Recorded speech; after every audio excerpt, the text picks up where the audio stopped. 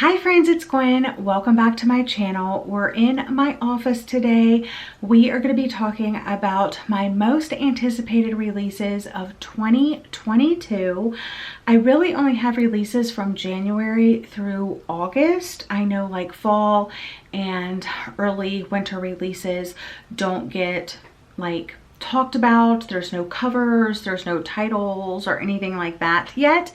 So I probably will do a fall and winter releases as we get closer to that and more things are announced. But today we're just going to concentrate on the around 50 books that I'm looking forward to that publish between January and August.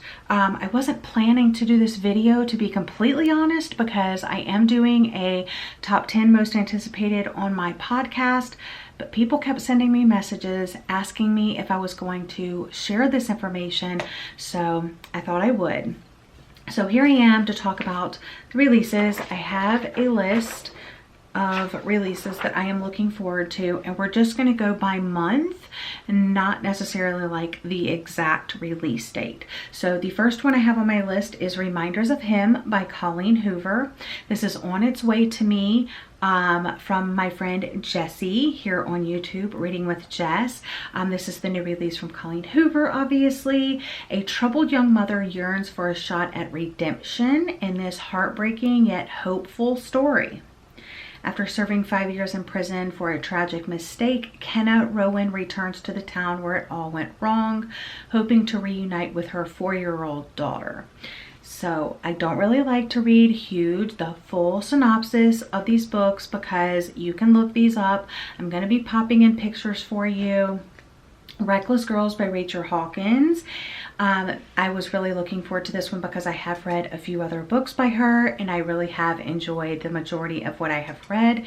I picked this book as my January book of the month. It has not arrived to me as of me filming this, but this is set on an isolated Pacific island with a dark history. It is a deliciously wicked gothic suspense novel. So it is when Lux, Alistair, and her boyfriend Nico are hired to sail 2 women to a remote island in the South Pacific. It seems like the opportunity of a lifetime.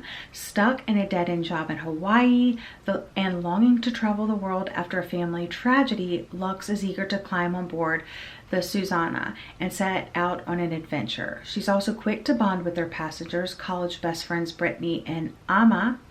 It looks like Emma, but it's Ama. Maybe it's Ama. The 2 women say they want to travel off the beaten path, but like Lux, they may have other reasons to be seeking an escape. Made by Nita Prose as an add-on, and this is a mystery novel. Molly Gray is not like everyone else. She struggles with social skills and misreads the intentions of others. Her gran used to interpret the world for her, codifying it into simple rules that Molly could live by. Since Gran died a few months ago, 25-year-old Molly has been navigating life's complexities all by herself. No matter, she throws herself with gusto into the work as a hotel maid. And then her life is upended the day she enters the suite of the infamous and wealthy Charles Black, only to find it in a state of disarray and Mr. Black himself dead in his bed. Before she knows what's happening, her unusual demeanor has the police targeting her as their lead suspect. It's a clue-like locked room mystery and a heartwarming journey of the spirit. It explores what it means to be the same as everyone else and yet entirely different, and reveals that all mysteries can be solved through connections to the human heart. So really looking forward to that one. So the next one is Weather Girl by Rachel Lynn Solomon, and I am hesitant to put it on this list because I did try Rachel Lynn Solomon's release from 2021, the X Talk, and I wasn't really a fan of it.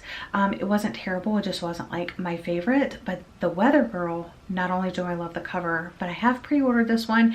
It's about a TV meteorologist and a sports recorder scheme to reunite their divorced bosses with unforecasted results in this charming romantic comedy. So I love a good rom-com, and it just sounds like it's going to be super cute about It almost reminds me of the Honey Don't List, where they're scheming to help their bosses, but then they end up falling in love. So looking forward to that one. The Roughest Draft, and it has really the cutest cover. Let me find it here. This one is by Emily Wimberly and Austin Siegmund Broca. They were co-writing literary darlings until they hit a plot hole that turned their lives upside down. 3 years ago, these two characters were the brightest literary stars on the horizon, their co-written books topping bestsellers, and now they're facing crossroads in their personal and professional lives, and they're forced to reunite. While passion and prose push them closer together in the Florida heat, Katrina and Nathan will learn that relationships, like writing, sometimes take a few rough drafts before they get it right. And then also Love at First Sight by Anna E. Collins.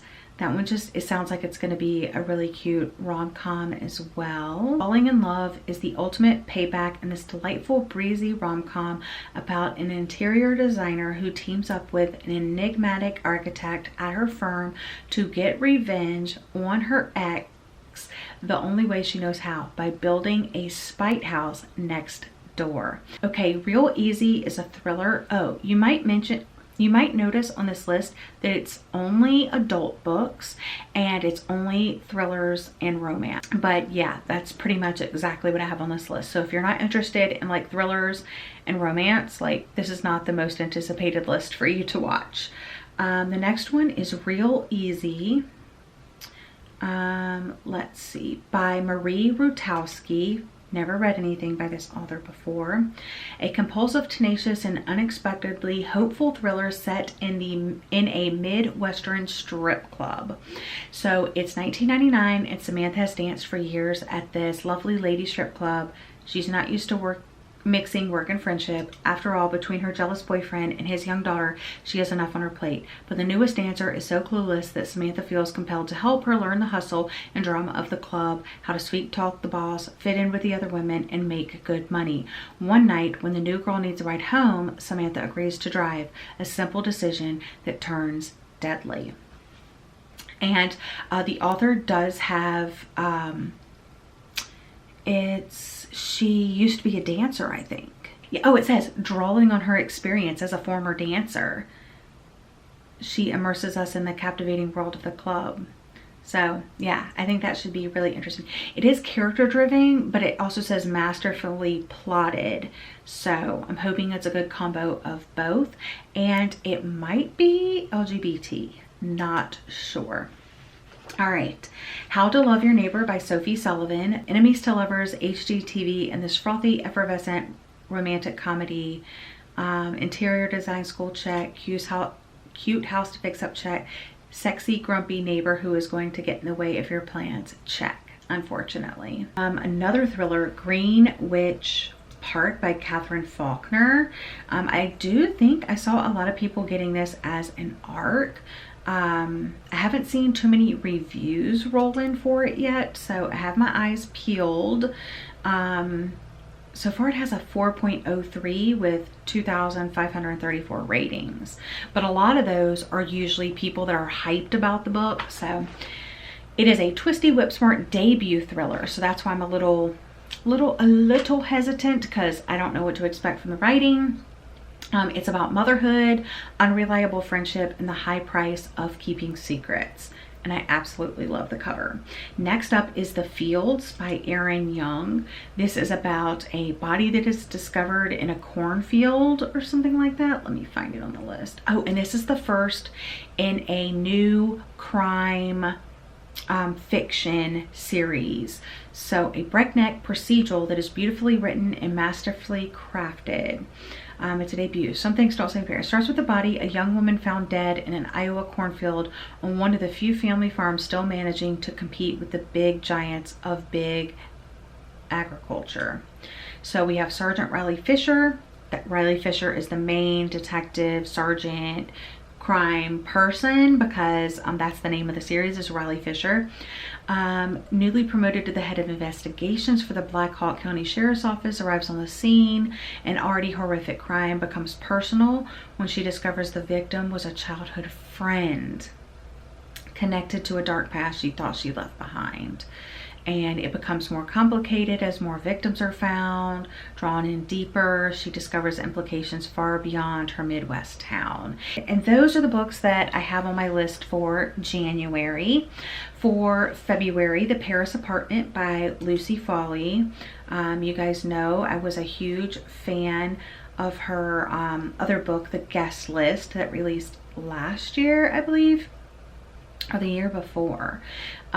So it says, Jess needs a fresh start. She's broken alone as she's left her job under less than ideal circumstances. Her half-brother Ben didn't sound thrilled when she asked if she could crash with him for a bit, but he didn't say no. And surely everything will look better from Paris. Only when she shows up to find a very nice apartment. Could Ben really have afforded this? He's not there. So it's about finding her missing brother and what happened. It kind of reminds me of that Riley Sager book about the apartment. What's it called? Lock Every Door, I believe. Okay. And there's also this other book that I read. I don't know what it was called, but it was about where they swap homes and then like weird things happen. What's that book called? I'd have to like look through, but it definitely reminds me of something I've read before, but I'm really interested in it. This Might Hurt by Stephanie Warble. This is the author of Darling Rose Gold. I did not read that book. That was a YA book, I believe. I'm not 100% sure, but this is a adult thriller, and it is kind of like cultish and a thriller. So a thrilling novel about two sisters, one trapped in the clutches of a cult, the other in a web of her own lies. So really looking forward to that one. Finley Donovan Knocks Him Dead by El Cosmino. This is going to be the follow-up to the first book, so I don't want to say too much. I have talked about this extensively. I'm sure a lot of people are anticipating this one. The next one, One Night on the Island by Josie Silver. I have a love-hate relationship with Josie Silver. I have loved one book. I have hated one book. Now I am here to decide, you know, what I'm gonna do moving forward. I really liked One Day in December. I really did not like The Two Lives of Lydia Bird. This one is about a woman spending her 30th birthday alone. It's the last thing that dating columnist Cleo wanted, but she's going on a self-coupling quasi-sabbatical at the insistence of her boss in the name of re-energizing herself and adding a new perspective to her column. The remote Irish island she's booked is a far cry from London, but at least it's a chance to hunker down in a luxury cabin and indulge in some quiet, solitary self-care while she figures out her next steps in her love life and career. Then there's this guy, Mac, who's also looking forward to some time to himself. With his life in Boston deteriorating in ways he can't bring himself to acknowledge, his soul searching has brought him to the same Irish town in search of his roots and some clarity. Unfortunately, a mix-up with the bookings means both solitude seekers have reserved the same one-bedroom hideaway on exactly the same date. So, The Paradox Hotel by Rob Hart. And you will notice a trend also, I don't really read many male authors, so kind of surprised I have a male on this list. It's a locked room mystery set at a hotel for time travelers in which a detective must solve an impossible crime even as her own sanity crumbles. And I mean, it just sounds amazing. You can definitely go look up more if you want, but it's no ordinary hotel. The ultra wealthy guests are costumed for a dozen different time periods, so it sounds really cool. And I think it would also make a really good movie. Lease on Love by Fallon Ballard is next. That's the last one I have on my list for February. And this is it's a debut rom-com about a down-on-her-luck young woman who turns an innocent mix-up between a dating app and a roommate app into a new chance at love. After Passed over for an overdue and much needed promotion, Sadie Green is in desperate need of 3 things: a stiff drink, a new place to live, and a one-night stand. When one drink turns into one too many, Sadie mixes up a long ignored dating app for a roommate finding app and finds herself on the doorstep of Jack Thomas's gorgeous Brooklyn brownstone. Too bad she's more attracted to his impressive real estate than she is to the man himself. We have covered January, we have covered February, now we are moving into March. Hook, Line, and Sinker by Tessa Bailey. I've been looking forward to this since the first book in the series. This is the Bellinger Sisters #2, but I absolutely loved It Happened One Summer. This one is King Crab Fisherman Fox Thornton has a reputation as a sexy, carefree flirt. Everyone knows he's guaranteed a good time in bed and out, and that's exactly how he prefers it until he meets Hannah. So I'm just gonna leave it at that. Should be really cute. The Book of Cold Cases by Simone St. James sounds amazing. I have read The Sundown Motel, wasn't really a fan of that, but then I read The Brogan Girls and I liked that one much more. So this is about a true crime blogger that gets more than she bargained for while interviewing the woman acquitted of 2 cold case slayings in this chilling new novel. So it's set in like 1977 and 2017. So that is kind of a similarity that she has in her other books where there's like 2 different timelines going on. And I'm sure they're gonna cross and all of that. But Night Shift by Alex Finlay, which I'm actually gonna be reading with Sarah from Sarah's Shelves. We're gonna be talking about this on my podcast, Talk Bookish to Me. So obviously I'm looking forward to this one a lot. Didn't really love Alex Finlay's first book, but this one sounds really, really good. It's New Year's Eve 1999. Y2K is expected to end in chaos, planes falling from the sky and all of that. And then one night in a Blockbuster video in New Jersey, 4 teenage girls working the night shift are attacked and only one of them survives. The police quickly identify a suspect who flees and is never seen again. And then 15 years later in the same town, 4 teenage employees are working late at an ice cream store are attacked, and again only one makes it out alive. Both surviving victims recall the killer speaking only a few final words, "Good night, pretty girl." In the aftermath, 3 lives intersect: the survivor of the Blockbuster massacre, and then the brother of the original suspect, and then the FBI agent who's determined to solve both cases. So it sounds like it's going to be a wild ride. Go ahead and make plans to pick it up and read it before April 4th. That's when I'm going to be talking about it on my podcast with Sarah. So I'm really looking forward to it. All right, the next one is The Golden Couple. Now this is on my list very hesitantly. The Golden Couple by Greer Hendricks and Sarah Pekkanen. Number 1, I hate this cover. And number 2, I'm not entirely sure from the synopsis if it sounds like something that I really, really want to read. I'm intrigued, but like not too much. So if Avery Chambers can't fit you into 10 sessions, she won't take you on as a client. Her successes are phenomenal. She helps people overcome everything from domineering parents to assault and almost absorb the emptiness she sometimes feels since her husband's death. So Marissa and Matthew Bishop seem like the golden couple until Marissa cheats. She wants to repair things both because she loves her husband and for the sake of their 8-year-old son. After a friend forwards an article about Avery, Marissa takes a chance on this maverick therapist who lost her license due to controversial methods. When the Bishops glide through Avery's door and Marissa reveals her infidelity, all 3 set on a collision course because the biggest secret in the room are still hidden and it's no longer simply a marriage that's in danger. This reminds me of that movie that I watched on Netflix about the hypnotist that was hypnotizing people in the therapy sessions. So I'm wondering if that's going to be like the trick to that one. This next one is 9 Lives by Peter Swanson. and I don't really like the cover on this one. I don't know what it is about his covers. I liked his old cover designs better, but this new turn in cover designs I do not like for his covers at all. This is about a hit list, basically. If you're on the list, someone wants you dead. It's the heart-pounding story of 9 strangers who receive a cryptic list with their names on it and then begin to die in highly unusual circumstances. And then we have The Resting Place by Camilla Sten. And last year, I think it was last year, yeah, I didn't know that this was translated, but I actually quite liked it for my first time reading like a translated book from this author.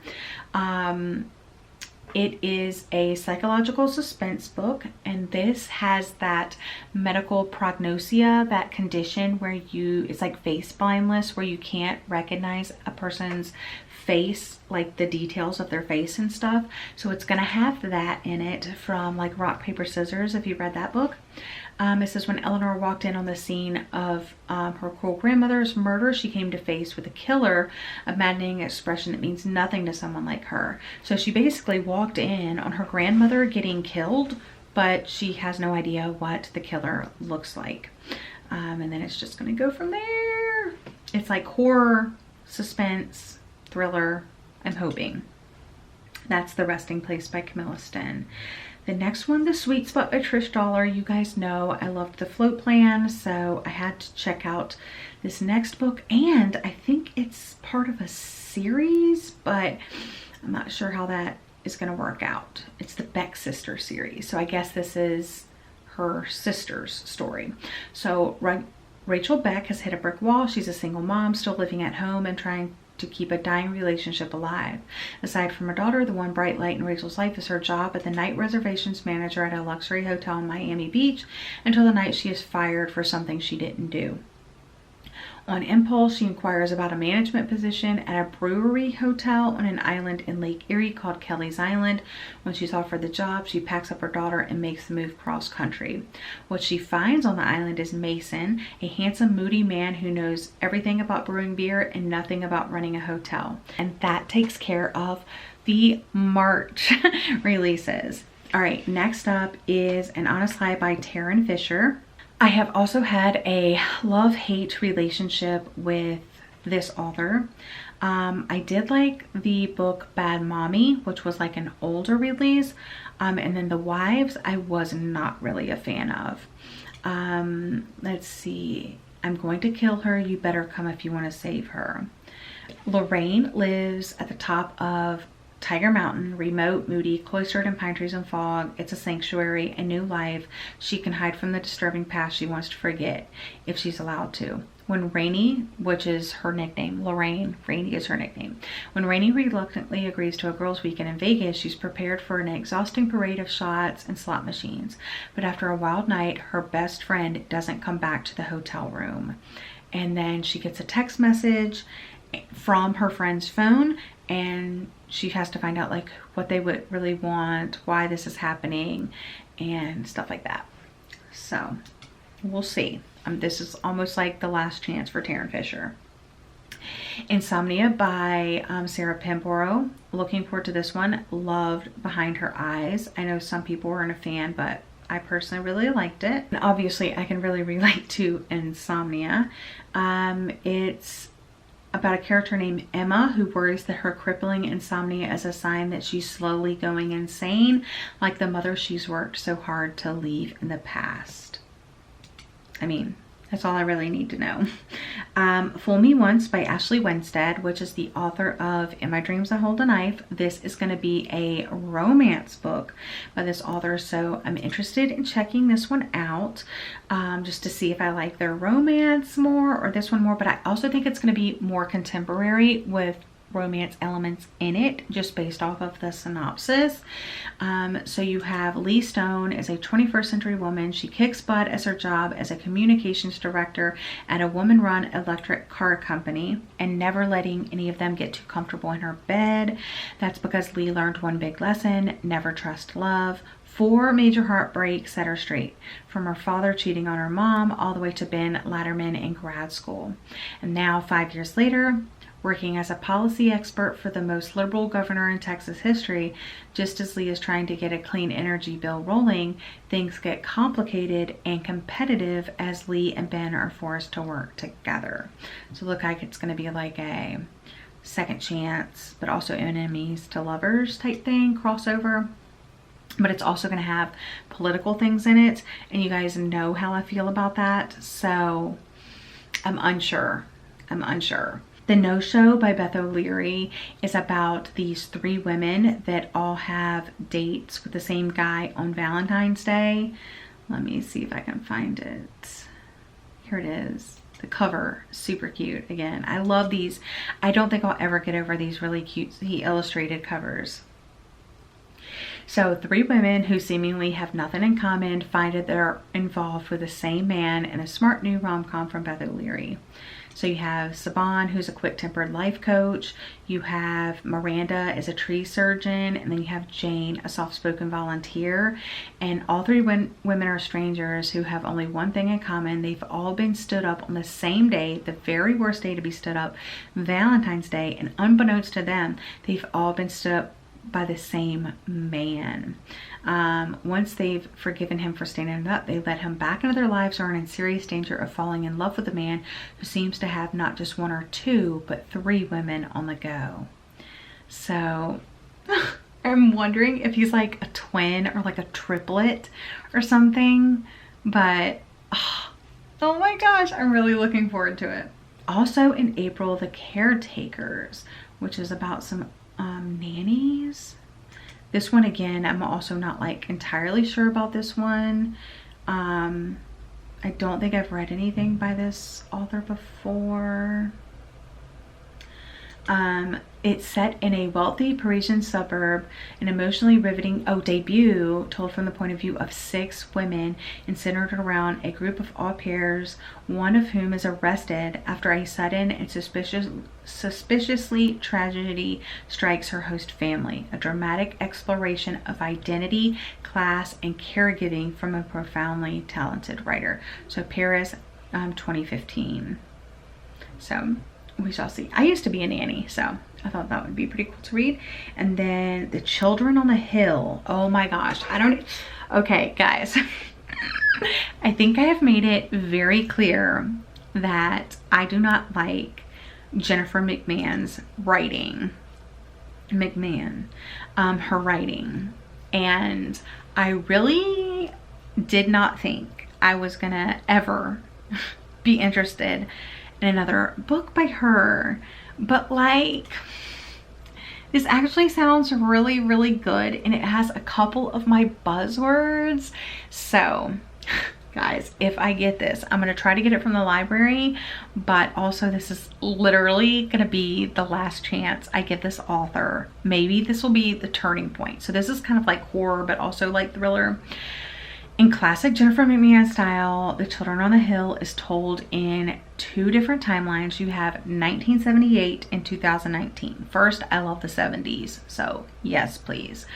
And I love like medical hospitals, treatment centers, like Girl Interrupted vibes, you know? And then, you know, I'm always looking for like podcast thrillers and podcast stuff. And this has both of those things. So 1978, at her renowned treatment center in picturesque Vermont, the brilliant psychiatrist Dr. Helen Hildreth is acclaimed for her compassionate work with the mentally ill. But when she's home with her cherished grandchildren, Fee and Eric, she's just grand, teaching them how to take care of their pets, preparing them home-cooked meals, providing them with care and attention and love. Then one day, Gran brings home a child to stay with the family. Iris, silent, hollow-eyed, skittish, and feral, does not behave like a normal girl. Still, Violet is thrilled to have a new playmate. She and Eric invite Iris to join their monster club, where they catalog all kinds of monsters and dream up ways to defeat them. Before long, Iris begins to come out of her shell. She and Violet and Eric do everything together, ride their bicycles, go to the drive-in, meet at their clubhouse in secret to hunt monsters, because as Violet explains, monsters are everywhere. And then in the 2019 timeline, Lizzie Shelley, the host of the popular podcast Monsters Among Us is traveling to Vermont, where a young girl has been abducted and a monster sighting has the town in an uproar. And it says that it's like loosely based. It's a genre-defying new novel inspired by Mary Shelley's masterpiece Frankenstein. So guys, please tell me why this is on my most anticipated list. I mean, I am really excited about this one. I hope I love it. It has all my buzzwords: Frankenstein, mentally ill, podcast, 70s, monsters. So I am double crossing my fingers that I love this one, and then I can be on the Jennifer McMahon hype train. Okay, so those are my April releases. Now we are moving into May. We have 4 months to get through, but surprisingly these months are a little bit thinner than the other lists. Okay, May, Something Wilder by Christina Lauren. My list would not be complete without this on there. Anything that Christina Lauren writes, I will pick up.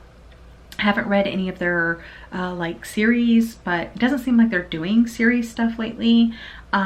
This is Laugh Out Loud funny novel filled with adventure, treasure, and of course love.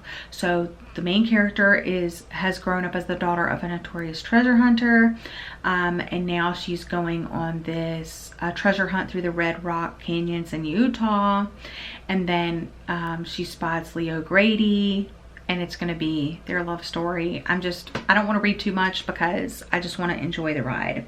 The Summer Place by Jennifer Weirner. I'm a little hesitant about this. I have read 3 Jennifer Weirner novels now, and I have enjoyed all 3. Some more than others. But this one is going to have like the pandemic in it a little bit. So I'm nervous how much of a part that is going to play. I have read a couple of early reviews. One person gave it 1 star, and they said that it's filled with infidelity at every turn. Nothing redeeming about this book. I do not recommend it. Another one said that they didn't rate it. They said they needed more time to think about it. She said you need to go into this book knowing it's supposed to be a little bit like A Midnight Summer's Dream, which they did not know. The other person rated it 4 stars, and they said that it provides a COVID-related tale set in the summer after the first quarantine, with a large extended family gathering at a beach house for a wedding. It's almost a Shakespearean comedy with mixed up identities, loves, missing parents and lovers, and secrets galore, all of which are meant to be addressed after the wedding. It's multi-generational, the cast of characters, it's spread across the country and stuff like that. So a little hesitant about this one, but I do love her writing, so I'm willing to give it a chance. Next up, My Summer Darlings by May Cobb, which is not like too high up on my priority list. I was a big champion for her debut, The Hunting Wives, and I was a little let down by that one. And this one kind of feels like it's going to be kind of the same rich people drama, you know, ladies getting into antics, like older ladies getting into antics. So 3 lifelong friends plus a dangerous, sexy new stranger in town added up to a scorching summer of manipulation, obsession, and murder. That's all I really need to know. And the cover is a little cheesy, but also like it does make me think of like summer cocktails and stuff. Okay, next up, Just Like Mother by Ann Heltzer. Oh my gosh, you guys, I am so excited about this one. Something Wilder and this one, Just Like Mother, are also going to be books that we discuss on the podcast. So I'm doing Something Wilder by Christina Lauren with Lauren, and we're talking about that on June 13th on my podcast, Talk Bookish to Me. I'm going to be reading Just Like Mother by Ann Heltzer in October. I'm doing that with Savannah, and that's going to be on October 3rd, so you have plenty of time to read it. But the cover, this is probably my favorite cover of the year, possibly. The last time Maeve saw her cousin was the night she escaped the cult they were raised in. For the past 2 decades, Maeve has worked hard to build a normal life in New York City, where she keeps everything and everyone at a safe distance. But when Andrea suddenly reappears, Maeve gains the only true friend she's ever had. Soon she's spending more time at Andrea's remote Catskills estate than in her own cramped apartment. She doesn't even mind that her cousin's wealthy work friends clearly disapprove of her single lifestyle. After all, Andrea has made her fortune in the fertility industry. Baby fever comes with the territory. The more Maeve immerses herself in Andrea's world, the more disconnected she feels from her life back in the city, and the cousin's increasingly attachment triggers memories May have fought hard to bury. But confronting the terrors of her childhood may be the only way for Maeve to transcend the nightmare still to come. Oh my goodness, it just sounds so good. And then, Book Lovers by Emily Henry. You guys knew that was going to be on this list. I have loved both of Emily Henry's other adult romance books, Beach Read and The People We Meet on Vacation. This one Summer, Two Rivals, a plot twist they didn't see coming. So you have Nora Stevens, who is she's a literary agent, and then she goes to Sunshine Falls, North Carolina for the month of August when her friend Libby begs for a sister's trip away. And then she bumps into Charlie Lastra, a bookish, brooding editor from back in the city. It would be a meet cute if not for the fact that they've met many times and it's never been cute. So obviously it's a romance. We know what's going to happen. Okay, this one, I'm not entirely sure how to say the title. And I think this book was originally supposed to come out in 2021 and it got bumped because I've had this on my list forever. But this is Nina LaCour's debut novel, Yerba Buena. I am entirely not sure how to say that, but I've talked on my podcast before. I don't think I've really talked to you guys about it too much, about how much I love Nina LaCour's writing.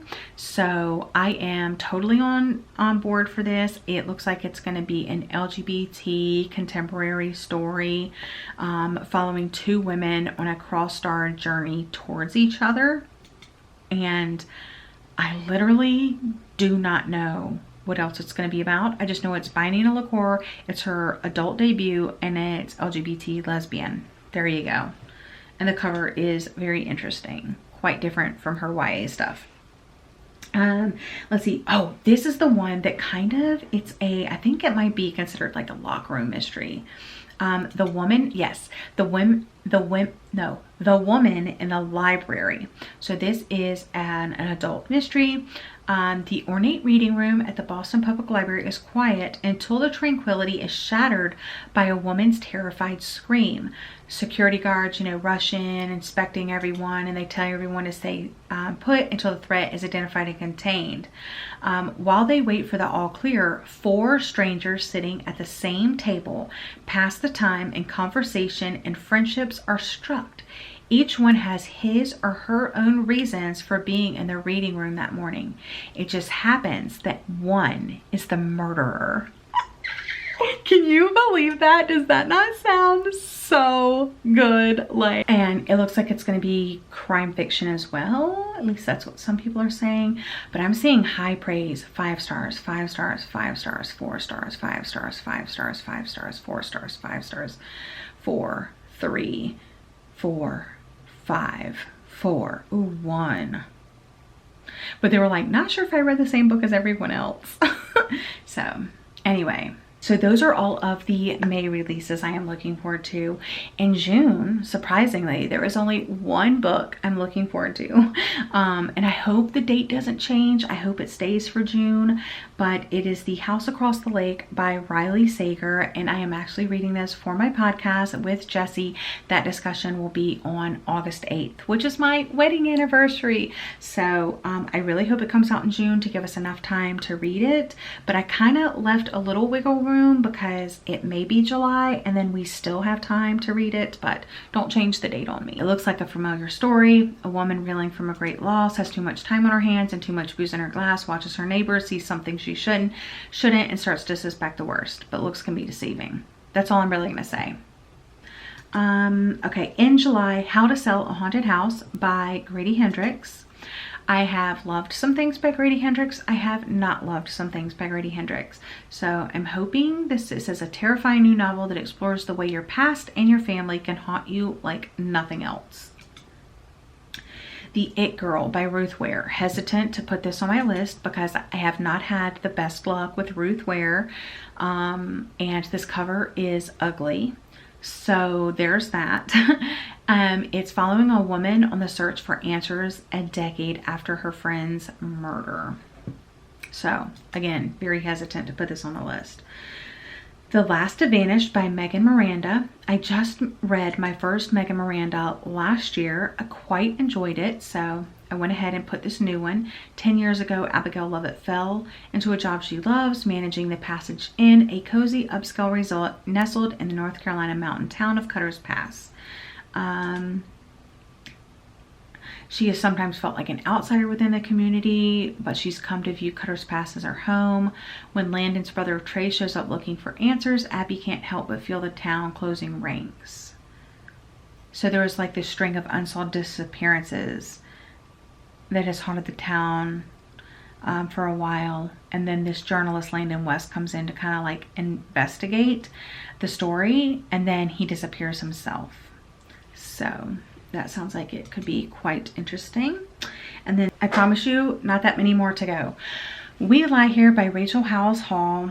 Not really sure about this one, but I love the cover and I'm intrigued. We'll say that. So it's a woman's trip home reveals frightening truths and a twisty novel of murder and family secrets.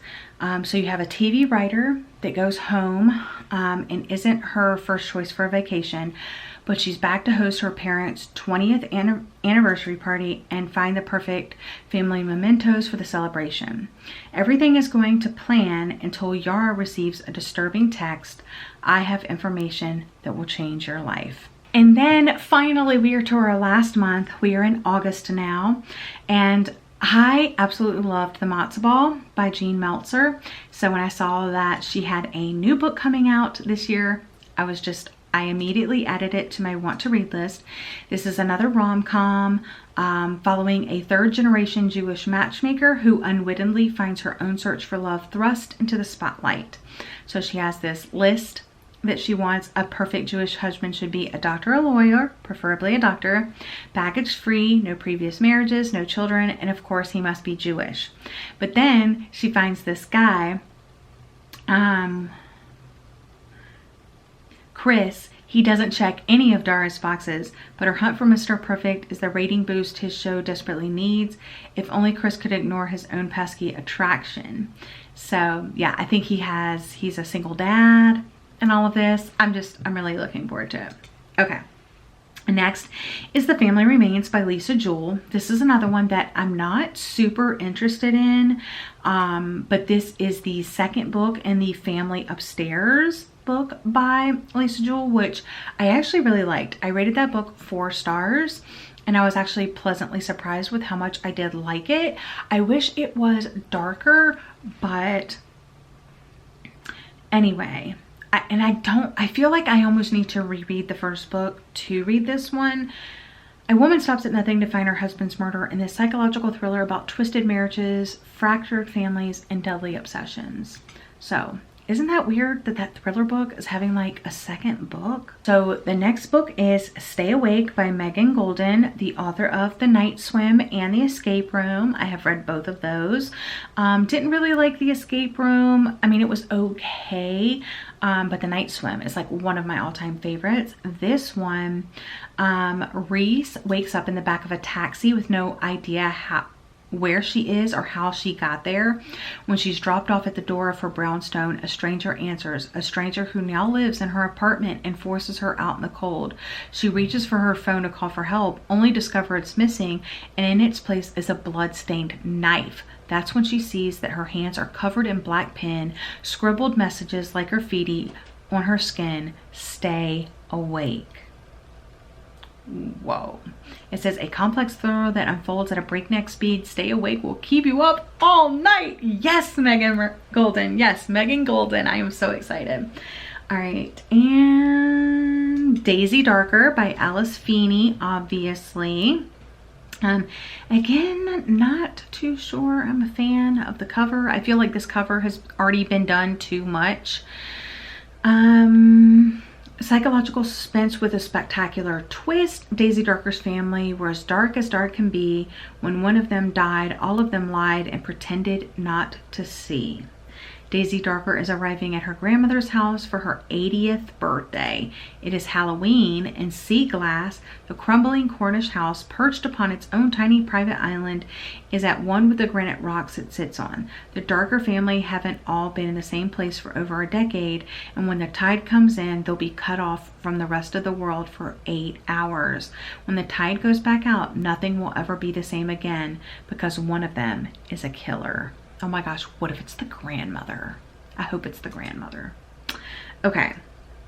And then the last book on my most anticipated list. I don't know how I feel about this one, but it does sound really, really good. And that is Ashley Winstead's second book that is coming out in 2022. So I talked about her romance, or contemporary romance, and this is her thriller that's coming out. We know I was not a super fan of In My Dreams I Hold a Knife, but this, it says, is about a woman determined to destroy a powerful cult and avenge the deaths of the women taken in by it, no matter the cost.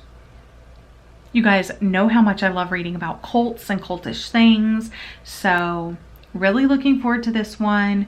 And also, it also says recruiting the help of the podcast host. So podcast, cultish, amazing cover. I'm really looking forward to it. So that concludes the list of my most anticipated releases of 2022, the ones that I know about so far. There are a few that I know about. Like, I know Samantha Downing's coming out with a new book. I know Sarah Morgenthaler is coming out with the 4th book in the Moose Springs, Alaska series. Talia Hibbert is coming out with a new book. It's going to be a series. It's Skybriar 1, but it doesn't have a title yet. A Very Merry Bromance by Alyssa K. Adams. So there are a few that are on my radar, but I don't really know when they're coming out or if they're coming out. And then, like I said, like the fall and winter releases, I'll probably do a separate video, just because like I know there's going to be books that I'm looking forward to. This isn't it, you know what I'm saying? There's definitely going to be more, but that's all for this video. Anyway, I hope you enjoyed. I know it's a lot. Check these out on Goodreads. I popped in pictures. I like to keep things a little vague for myself going in. Most of these are authors that I have read from before, so I always keep an eye on what my favorite authors are, or repeat authors are coming out with in the New Year's and stuff like that. So anyway, I hope you're having a lovely day or night. Let me know if you heard me talk about any books that maybe you didn't know about that maybe you're interested in now. Don't forget to check out my podcast, where I will be talking about at least 4 of these books this year with various other creators. I'm really excited about that. You can find out pretty soon, I think, what the book discussions are going to be for the year. But anyway, that's all for today's video. Thank you so much for joining. I hope you're all having a lovely day or night, and I'll see you guys again in another video very soon. Bye guys.